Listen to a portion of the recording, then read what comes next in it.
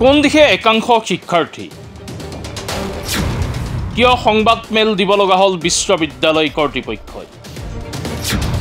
কোন এই বনিছা মধুকল্য কোন দিশে গতি কৰিছে নৱপ্ৰজন্মৰ একাংশ শিক্ষাৰ্থীয়ে ফটোৰ চপত এডিটিং কৰি নিজৰ অনুতীৰ্ণ হোৱা প্ৰমাণপত্ৰ উত্তীৰ্ণ কৰি ললে এগৰাকী ধৃত ছাত্ৰীয়ে খবৰ অনুসৰি ডিব্ৰুগড় বিশ্ববিদ্যালয় অধীনৰ দেৰগাঁও কমলদুৱাৰৰ মহাবিদ্যালয় স্নাতকৰ 6 সেমিষ্টাৰৰ পৰীক্ষাত অৱতীৰ্ণ হোৱা বনিছাৰ মধুকল্য নামৰ এগৰাকী পৰীক্ষাৰ্থীয়ে কৰিলে এই ভয়ংকৰ কাণ্ড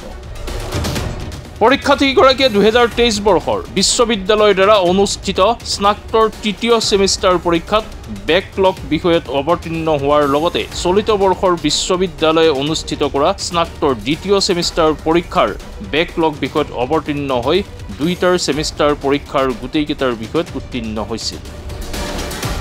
আৰু তাৰ লগতে অনলাইন ৰিজাল্ট পোৰ্টেল যোগে পৰীক্ষাৰ্থীগৰাকীয়ে তেওঁ উত্তীৰ্ণ হোৱা বুলি উল্লেখ থকাৰ 2খনকৈ গেট চাৰ্ট লাভ কৰে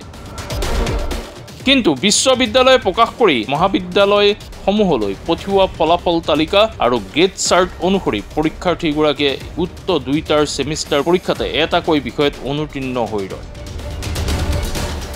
সেই অনুতীৰ্ণ পৰীক্ষাৰ্থীগৰাকীয়ে বিগত সপ্তাহত তেওঁ অভিভাৱকৰ সৈতে বিশ্ববিদ্যালয় পৰীক্ষা বিভাগলৈ আহি অনলাইনৰ দ্বাৰা প্ৰকাশিত আৰু বিশ্ববিদ্যালয় ঘোষণা কৰা পৰীক্ষাৰ কেইটাৰ ফলাফলৰ মাজত উদ্ভৱ হোৱা বিসংগতিৰ সম্পৰ্কে অৱগত কৰে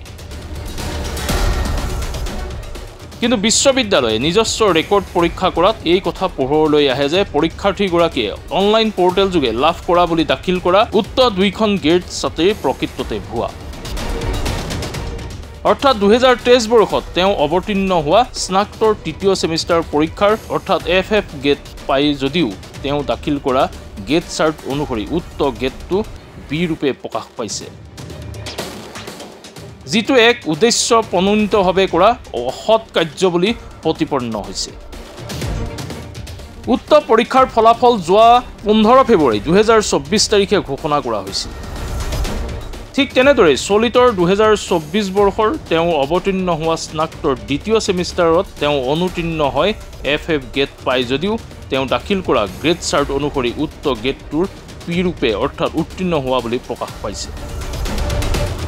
উক্ত পৰীক্ষাৰ ফলাফল বিগত 28 জুন 2024 তাৰিখে ঘোষণা কৰা হৈছে এটা কথা অতি স্পষ্ট ৰূপত বিশ্ববিদ্যালয় কৰ্তৃপক্ষৰ দৃষ্টিত ধৰা পৰিছে যে পৰীক্ষাৰ্থীগৰাকীয়ে দাখিল কৰা উক্ত 2খন গেট চাৰ্টে তেওঁ অনুতীৰ্ণ হোৱা বিষয় দুটাৰ বিপৰীতে লেটাৰ গেটৰ ব্যৱহাৰ কৰা অৱক্ষৰ আকাৰ অৰ্থাৎ প্ৰকাশ দুইটাৰ ভিন্ন তদুপৰি উত্তৰ 2খন গেট চাৰ্টে নিম্নাংশৰ উল্লেখ কৰা ফাইনেল ৰিজাল্টৰ তলত SGPA আৰু ৰিজাল্টৰ সন্নিৱিষ্ট তথ্যকেইটাৰ বিসংগতিপূৰ্ণ বুলি বিশ্ববিদ্যালয় কৰ্তৃপক্ষৰ দৃষ্টিত অতি সহজে ধৰা পৰে ডিব্ৰুগড় বিশ্ববিদ্যালয় সুনাম আৰু নিকা ভাৱমূৰ্তি বিনষ্ট কৰি জনমানসত বিশ্ববিদ্যালয়খনক হেয় প্ৰতিপন্ন কৰাৰ বাবে পৰীক্ষাৰ্থীগৰাকীয়ে 24 ঘণ্টাৰ ভিতৰত নিজৰ দুখ স্বীকাৰ কৰি ৰাজহুৱাভাৱে ক্ষমাৰ প্ৰাৰ্থনা কৰিবলৈ দাবী জনায়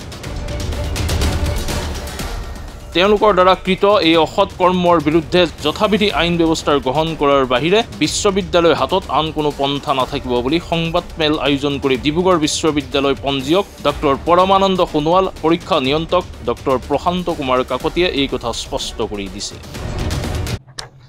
শ্ৰদ্ধেয় সাংবাদিক বন্ধুসকল আমি আজি এটা বিষয়ৰ ওপৰত আপোনালোকক অৱগত কৰিবৰ কাৰণে আজি সংবাদ মেলখন আয়োজন কৰিছোঁ আমাৰ মাজত উপস্থিত আছে কন্ট্ৰলাৰ অফ এক্সামিনেশ্যন ডক্টৰ আমাৰ প্ৰশান্ত কাকতি ডাঙৰীয়া আৰু আমাৰ এক্সামিনেশ্যন বিভাগৰ বহুকেইগৰাকী বিষয়ে ইয়াত উপস্থিত আছে আজি দুদিনমানৰ আগতে আমাৰ ডিব্ৰুগড় বিশ্ববিদ্যালয়ৰ অন্তৰ্গত এখন মহাবিদ্যালয় দেৰগাঁও কমলদুৱাৰা মহাবিদ্যালয়ৰ এগৰাকী ছাত্ৰী বৰ্ণিকা মধুকল্য নামৰ এগৰাকী ছাত্ৰীয়ে তেওঁ এটা অভিযোগ দাখিল কৰিছে যে তেওঁ বিশ্ববিদ্যালয় কৰ্তৃপক্ষই ইচ্ছাকৃতভাৱে তেওঁ পৰীক্ষাত ফেল কৰাই দিছে আৰু তাৰ কাৰণে তেওঁ দেৰগাঁও থানাত তেওঁৰ অভিভাৱকে এটা বিশ্ববিদ্যালয়ৰ কন্ট্ৰলাৰ এগেইনষ্টত তেওঁ এটা এজাহাৰো দাখিল কৰিছে এটা FIR দিছে গতিকে এই সম্পৰ্কে গোটেই বিষয়টো যেতিয়া আমাৰ দৃষ্টিগোচৰ হ'ল তেতিয়া আমি ডিব্ৰুগড় বিশ্ববিদ্যালয় প্ৰশাসনে আমি গোটেই বিষয়টো অনুসন্ধান কৰি আমি যি তথ্য লাভ কৰিলোঁ সেই তথ্য আপোনালোকক আমি অৱগত কৰিব খুজিছোঁ। ছাত্ৰীগৰাকীয়ে তৃতীয় ষান্মাসিকৰ 4টা বিষয়ত তেওঁৰ বেগ আছিল আৰু চতুৰ্থ ষান্মাসিকৰ 3টা বিষয়ত তেওঁৰ বেগ আছিল। দ্বিতীয় ষান্মাসিকত তেওঁ 2টা বিষয়ত বেগ আছিল আৰু তৃতীয় ষান্মাসিকত 4টা বিষয়ত ছাত্ৰীগৰাকীৰ বেগ আছিল আৰু বেগ দিয়াৰ পিছত ছাত্ৰীগৰাকীয়ে পুনৰবাৰ এটা বিষয়ত তেওঁ ফেইল কৰিল। আচ্ছা, ফেইল কৰাৰ পিছত তেওঁ যিটো অভিযোগ হ'ল, তেওঁ কৈছে যে অনলাইন আপোনালোকে যিটো ৰিজাল্ট দাখিল কৰিলে, ৰিজাল্ট দিলে, সেই ৰিজাল্টত বোলে তেওঁ পাছ কৰিছিলে আৰু যেতিয়া অফলাইন ৰিজাল্টটো আমি মহাবিদ্যালয়লৈ তেওঁলোকক পঠালোঁ, তেওঁ অভিযোগ কৰিছে যে সেই ৰিজাল্টটোত তেওঁ ফেইল দেখাইছে।